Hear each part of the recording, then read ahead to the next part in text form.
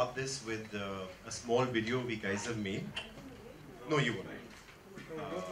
We're launching our Happy Teas, an organic collection by Cottonworld. And here's a video for you.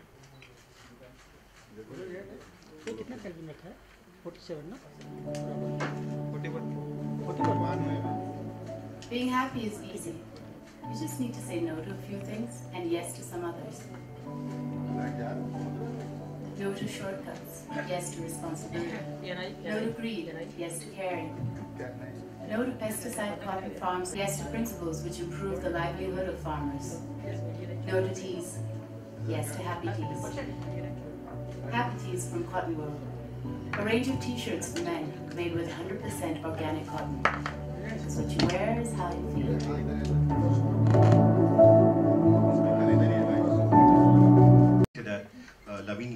He's one of the founders of Cottonworld, and Kalki here, that you direct these questions regarding Cottonworld and the Happy Teas. Just a humble request.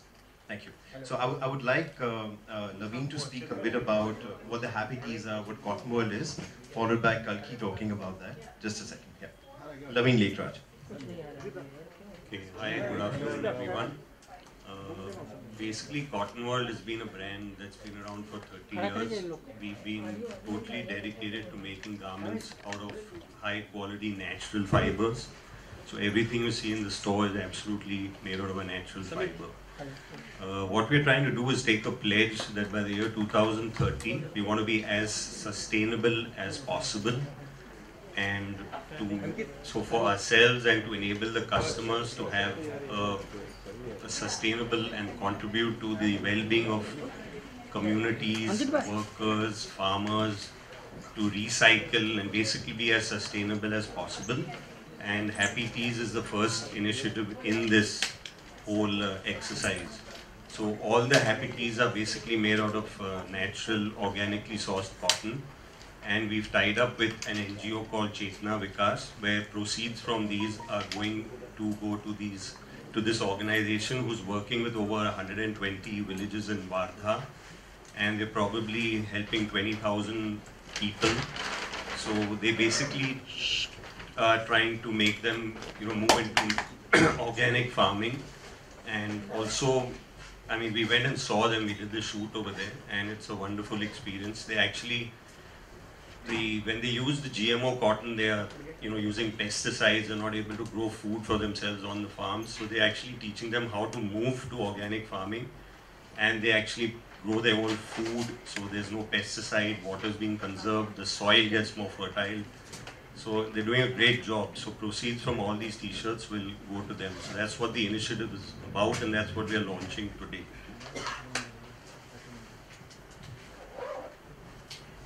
Kalki, I'd like you to say a few words about this. It's okay? Thank you. Shamit. Yeah, I mean, I think I'm always very, very happy to come and do my commitments for Cottonworld, because they never ask anything unreasonable of me, and I pretty much agree with their point of view and their philosophy. So it's really great. I think that they've started with Happy Teas. It's just a first step into a future of sustainability. I think they have started with this men's line, but they will eventually get to a point where they want all their products to be sustainable. We shot over there, and it was a really intense day. I think we had to leave from Nagpur and drive 4 hours to get there, very, very early in the morning to get the right light and everything.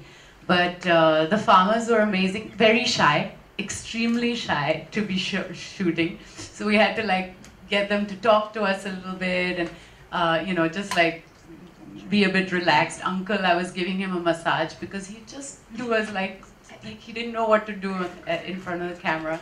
So it was they had a great time, I think, and I think what Vikas as an NGO is doing is fabulous. Helping farmers also understand the long-term future of farming. So I think we have this burden here of often buying cheap pesticides which are rejects from the West.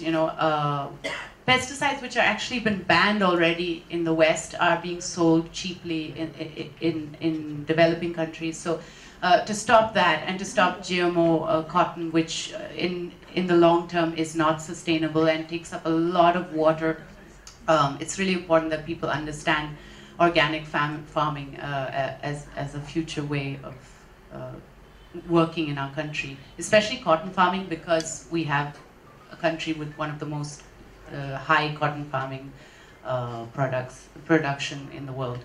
So yeah, all this is wonderful. It's small steps, but I think that everything in life that's worth it happens through small steps. So really glad to be part of it.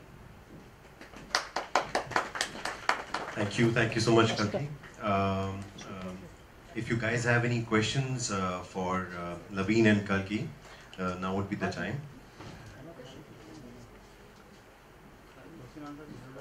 Good to see you, Kalki. You know, what is the first reaction the moment Cottonworld approached you for this initiative? It's a fantastic initiative, especially for the farmers. What is the first reaction? You'll be shooting this campaign for them. I mean, I was thrilled. I said yes.